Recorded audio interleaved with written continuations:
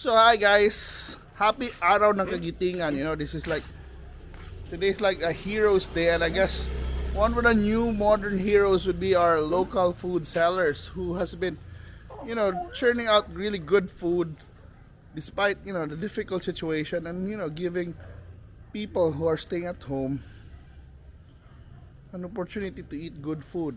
So today we have another delivery, and today it's from MJ's Kitchen, and we're gonna check out what's inside this one. Come on, let's check it out. So here are the goodies from MJ's Kitchen, and by the way, yes, they have add to cart.ph. Chefs MJ Kitchen ang ilang kuan, and you can call them at 0961 0872373. So money, they specialize in rice toppings, and also they have, you know, ready, you know, packed goodies na lang na bagoong. For example, this one's special bagoong, and we have their special spicy sisig set. If you want, you know, cook sisig at home, they have it as well. So let's check out unsa ni mga rice toppings nila. Wala na siya marag pork tonkatsu, marag pork chop. Oh, they have beef tips, and of course sisig. Wow, so mauna.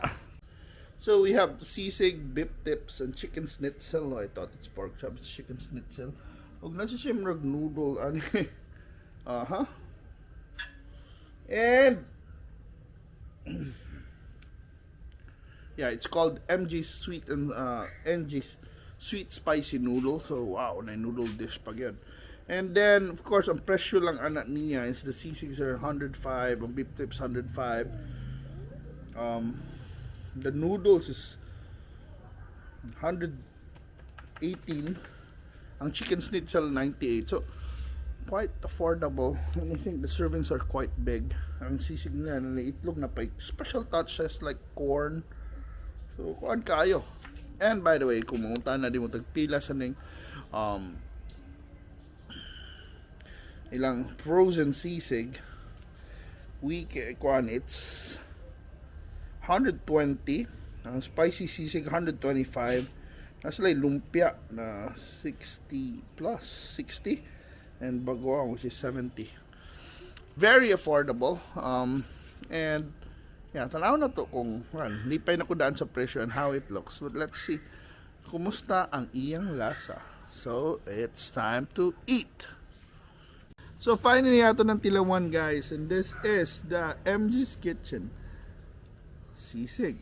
Oh, rice toppings na sisig by, and I'm sure, you know, atong tilawan kaya nasa sila frozen sisig ba, so all in one na ni na kung matilawan na ako, mao na ni akong i-expect sa akong frozen sisig. So tanawa mo na siya, you know, it's a rice topping, so na yung rice na ikuan, oy, calamansi din ito, kalimutan calamansi atong spread ang calamansi. Tilawan na to kung hang ba ni, oh.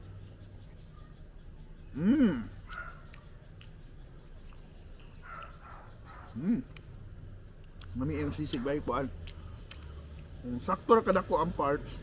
You know, you have the bits na sibaw ka lang gamit yun na pork mask. And nakalindot ano, it's like sisig silog na siya. But basically you can have anong bagong lutong itlog, and you just put over it. Pwede rasad kung nasa Mumbai, ganun ka mag-modify ba. But man, nami siya timpla.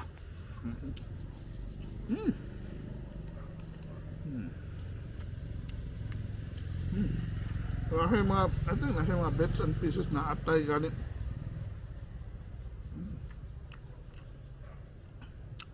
Not too spicy, so I think kuwan siya. You would say na marag yung sisig na sisig, really good sisig, and at the price abang kaayo na napay special touches na mais. Let's try the others. So this time mga itong tilawan ang ilang, you know, sweet and spicy noodles. So napay kuan, napay touches na ning crab. Pero pwede ni mix siya bibimbap og naong kina siya ipamutang na lain-laing kuan. Pero this is just, you know, one way of leveling up your instant pancit canton, putting a lot of really good stuff in it. So pwede gid mo magingani. Matod pang Ann Curtis og ni Erwan Yusuf, you can tunafy it.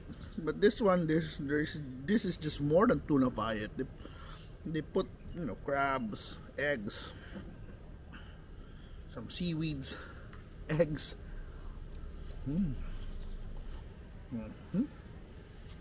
Carrots.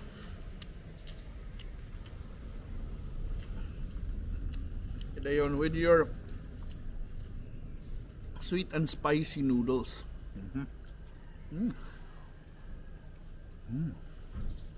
Yung type na ma-enjoy ni mo anytime. Sabi na ito mahilig og noodles, makapamatagin ni sa imong baba. In fact, ako just came from my afternoon nap. Hanghang siya. This is perfect para matagin og tarong ang akong kuan ngabil kung baba o akong kaugalingon.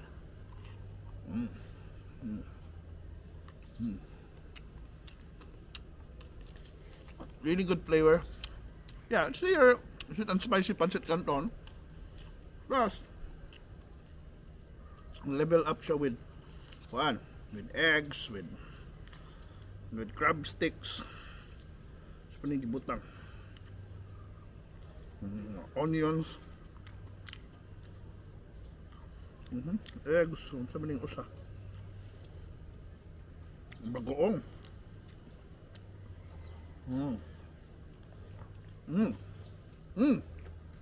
Wow, yummy.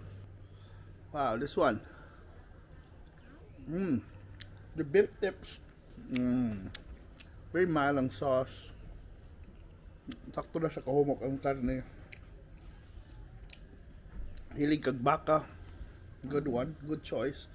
But if you want chicken, they have a good chicken schnitzel as well na di pa gid kaabot sa 100 ang ilang presyo. So di flat good amount of breading,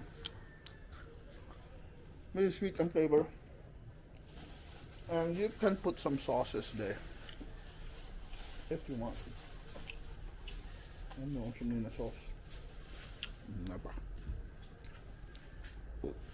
So overall, the verdict was quite good. Especially yes, mga tagalahog dapit, MJ's Kitchen. It's a great option for lunch, dinner. And muna, I'm gonna try out niya pohon their sisig, but so far so good. I'm just quite happy na nasa mo mga new options, rice toppings, quick lunches. Diba? Nothing complicated. Simply good food na puno na sa nutrients, makabusog. Energy pack na eggs tanan, na carbs, eggs, na protein. Perfect yun, especially for any growing man and woman diha, or even school kids na gikan nag-online classes. So perfect yun na for you.